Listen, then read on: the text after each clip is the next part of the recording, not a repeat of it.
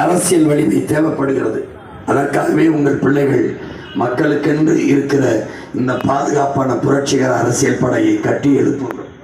இதிலே 10 ஆண்டு கால தேர்தல் அரசியல் பயணம்.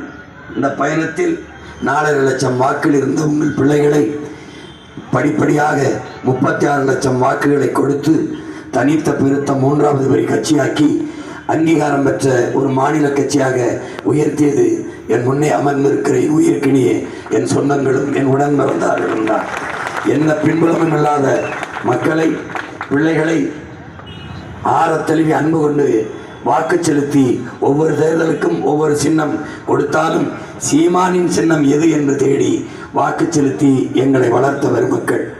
இம்முறையும் உங்கள் பிள்ளைகள், எங்கள் பெற்றோர்கள், எங்கள் உடன் பிறந்தவர்கள் மீது இருக்கிற அசைக்க முடியாத நம்பிக்கையில் தனித்து களத்திலே என்ன மாற்றம்? அடிப்படை அமைப்பு அரசியல் மாற்றம், ஆள் மாற்றம், ஆட்சி மாற்றம் அல்ல நம்ம கனவு, ஆட்சியின் முறை மாற்றம். எப்படிப்பட்ட மாற்றங்களை இந்த நிலத்தில் செய்கிறோம்? ஒரு நாட்டின் அடிப்படையில் இருந்து தொடங்குகிறோம். கல்வி, மருத்துவம், குடிநீர், நீர்வள பெருக்கம், வேளாண்மையை அரசு பணியாக்கி வேளாண்மையை முன்னிறுத்திய தற்சார்பு, பசுமை, தாய்மை பொருளாதாரம். ஏனென்றால் உணவு தேவைதான் உயிர் தேவை. அங்குதான் நிலையான பொருளாதாரமும் எல்லாருக்கான வேலை வாய்ப்பும் இருக்கு.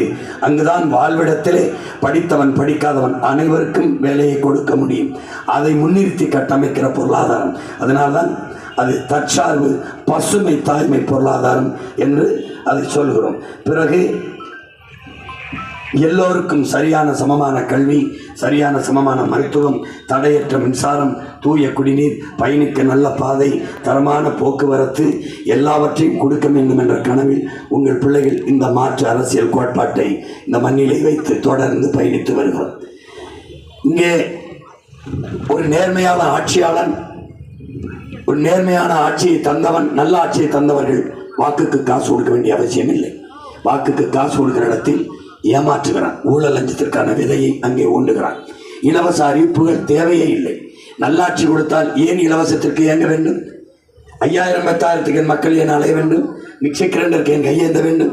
நல்லாட்சி கொடுத்திருந்தால் அவர்களுக்கு வேலை வாய்ப்பு, வருவாய் பெருக்கம், வசதியான வாழ்க்கை கொடுத்திருந்தால் அவர்களே அதை வாங்கி நிறைவேற்றி ஒரு தற்சார்பு வாழ்க்கை, தலை நிமிர்ந்த தன்மானத்தோடு வாழ்கிற வாழ்க்கையை வாழ்ந்திருப்பார்கள்.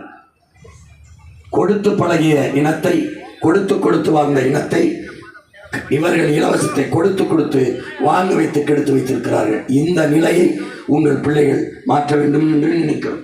இந்த நிலத்தில் மாண்புமிக்க ஜனநாயகத்தை காக்க கேடுகட்ட பணநாயகத்தை ஒழிக்க வேண்டும். இலவச